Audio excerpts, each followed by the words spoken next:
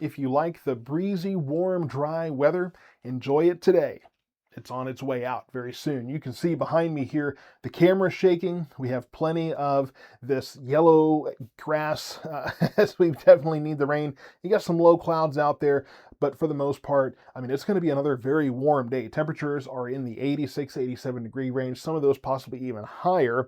We're probably breaking some records again today. And then overnight tonight, 65, 66 degrees for your lows. So really the same as what we had the last couple of days, when it's just been too warm out there. We're about 20 degrees right above normal. Medium low for your allergens, so really that's the same as we have been seeing as well. So it's just a repeat. It's starting to getting a little old, but the good news is big change is on the way. You can see the storm system over in Southern California right now, that real well-defined spin. All of this Pacific moisture will add some Gulf moisture to the mix as this thing gets closer. We'll start to see the rain tomorrow. Now, I think the first half of the day, we might have a few light showers here and there. It's the latter half of the day when we're going to start seeing more prevalent showers, maybe a few thunderstorms in the evening time, overnight into Thursday. Thursday, the heavier rain arrives, and then we're done by Friday. Nice weekend, more rain after that. Things are definitely changing. So let's take a look at the flood risk. This is something that we've been talking about in the context of this storm system. Really a marginal flood risk right now for our particular area, and that has not changed for Wednesday. Now remember, this is Wednesday through 7 a.m. Thursday, so this is looking at more the overnight Wednesday, early Thursday time period, and then Thursday, the heavier rain moves in, the greatest lift in this system arrives, and that's where we have that slight risk of flooding. So I don't think we're going to see widespread flooding everywhere. I think the flood-prone areas, especially those that get repeated downpours, that kind of thing, you might have some flood issues, but I'm not looking at anything widespread. Also not looking at much of a widespread severe weather threat, although we do have a marginal risk for Wednesday. I'm filming this right around noon, and this is usually when we start to see updates on that, but I still haven't seen a risk added to Thursday. I'm curious about that. We don't really have that great a chance of those storms on Wednesday, though if you look at the chatter from the National Weather Service, they're more talking west of 35, possibly a few hailstorms, and we'll look at the models in a moment. That almost looks way out towards Abilene. So we'll see how this goes, and as we get closer, more high resolution, high definition models and data will come in. That'll give us a bigger picture. So as we get into later today, tomorrow, I think we'll get a better idea of the severe weather risk. But either day, in any of the data we've seen so far, not any kind of a widespread severe weather situation. So the greater risk is going to be that heavy rain. So let's time this out a little bit for you. This is what I was talking about. Models do show a few heavier storms from about Wichita Falls down to Abilene on Wednesday afternoon. So that might be what that severe weather risk is talking about. Doesn't look like much is expected as far east as us. Everything looks lighter because as we get to Wednesday night, yeah, we got a few showers popping up. I can't discount a couple of thunderstorms mixed in here, but it looks fairly light. As we get into midnight Thursday morning, much more widespread. You can see all of this moisture just pumping into north central Texas. And then by 4 a.m. Thursday, you start to see the signs of heavier rain. There may be a few heavier showers as well, and these could be a few stronger storms. Again, this is still in that day two, that Wednesday to early Thursday morning, marginal risk of severe weather. You see a few of those up here as well.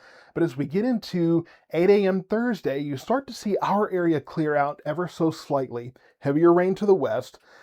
But by 12 o'clock, again, you can see us kind of cleared out. And again, this may be that lull in activity, but to our west, you can see much more organized heavy rain. And by the time we get to about 4 o'clock on Thursday, we have this coming in.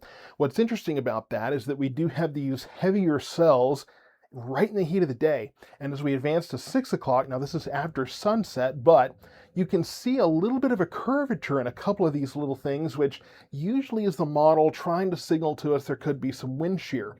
That usually is going to signal some severe weather, but there are other indications that say probably won't be that much instability at this point. So we just have to wait and see. This is the very far end of the model. This is as far as this one will go.